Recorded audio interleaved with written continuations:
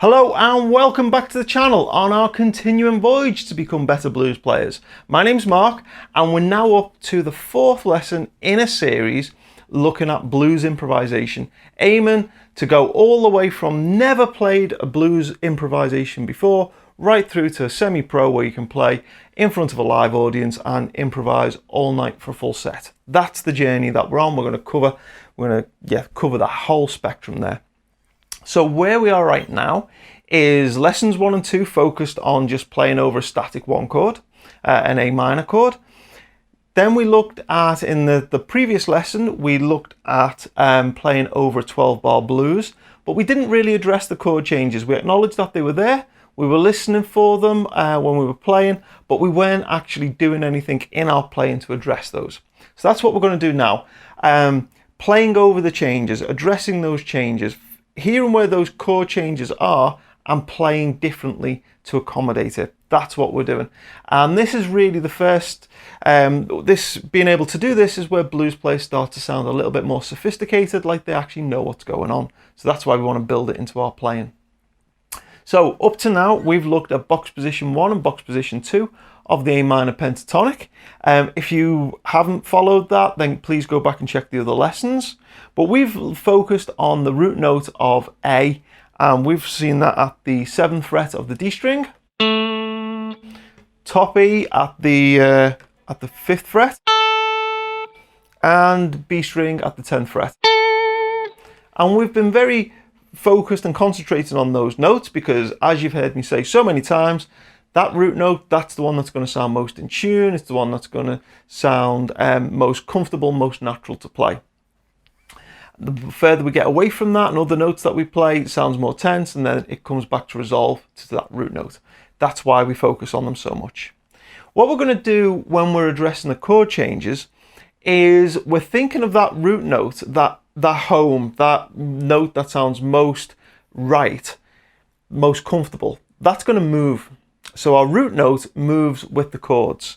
So what we get is, I'll put the chord progression on screen. What we've basically got is 4 bars of an A chord, and I think the backing track's going to do something like this. So it's just that A. So you get 4 bars of A, and then it moves up to a D, and you get 4 bars of D. Okay, now you could be a D9. It could be a D7, doesn't really matter. 12-bar blues is 12-bar blues. You can play any one of those things. You've seen my lesson on blues chords. I talk about how you can interchange all those things. Anyway, I'm getting off topic. We've got 4 bars of A, 2 bars of D, back to 2 bars of A, then a bar of E, a bar of D, a bar of A, and then a bar of E again. And as I say, you should see that on screen.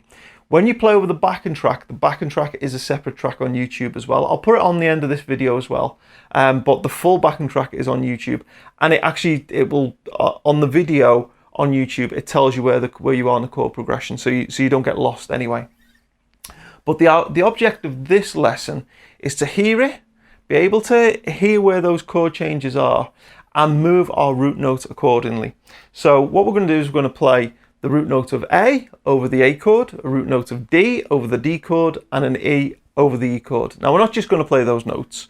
We are going to kind of, just as we have been up to now, we're focusing mainly on whatever the root note is, but we are dancing around it with other notes in the scale as well. It's just that's where we're putting most of our focus and where we're spending most of our time.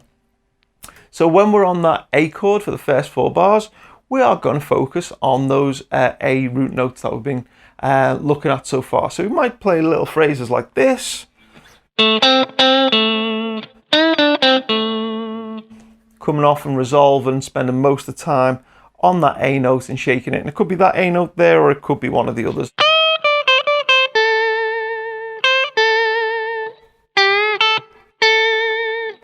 Okay, so it could be those kind of things. So we're going to focus on those A notes, play notes around it, but focus on that when we're on the A chord. And then this is where it gets tricky. When the chord progression now moves to a D, we need to pull out a D chord, a D note. And our D note is here. So that is 7th fret of the G string. So when we're on the D chord, that becomes our new root note, our new home, our new safest, nicest, most comfortable note. So we might play some phrases around that.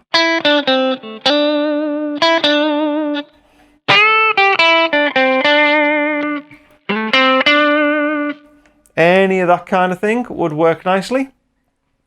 And then it goes back to an A. So then we move our root back to an A. And then we're going to go to an E.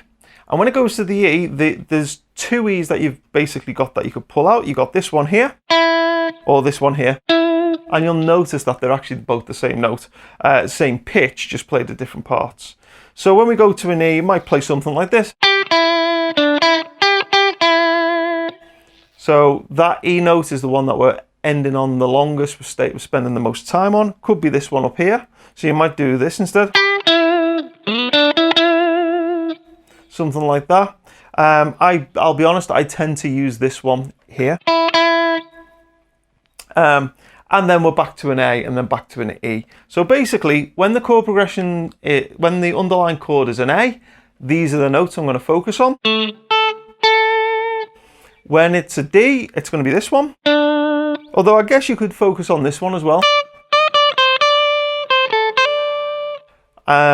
And then when it goes to an E, it's going to be this one here, or this one here. Although I guess you could bend this one up a whole tone as well, because that is an E.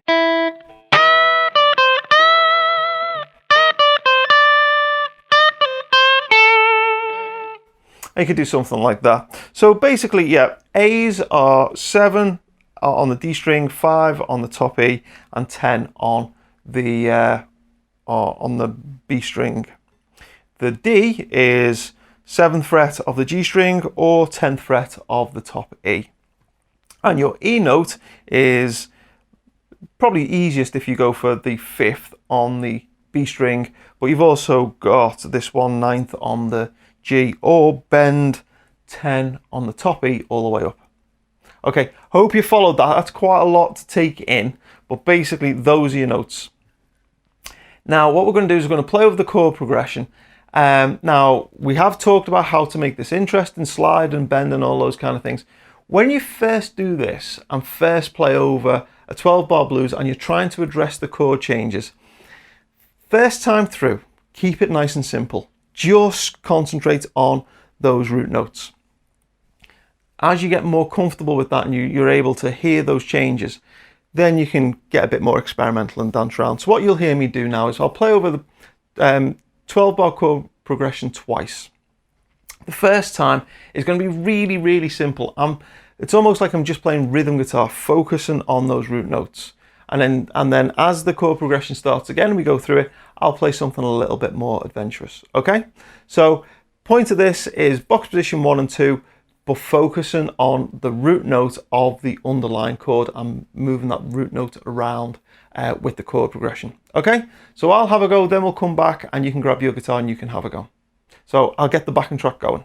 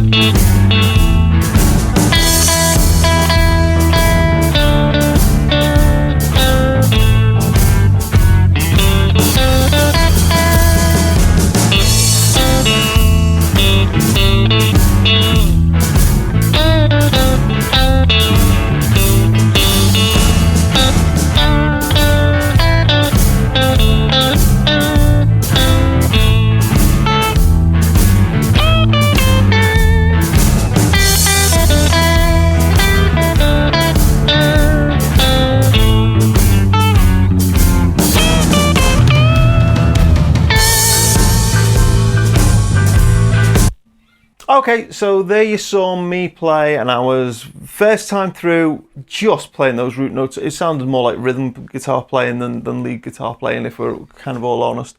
But it's just being able to hear and follow those chord changes around. Second time got a little bit more adventurous. done a few bends and a few other things in there to try and make it sound more interesting.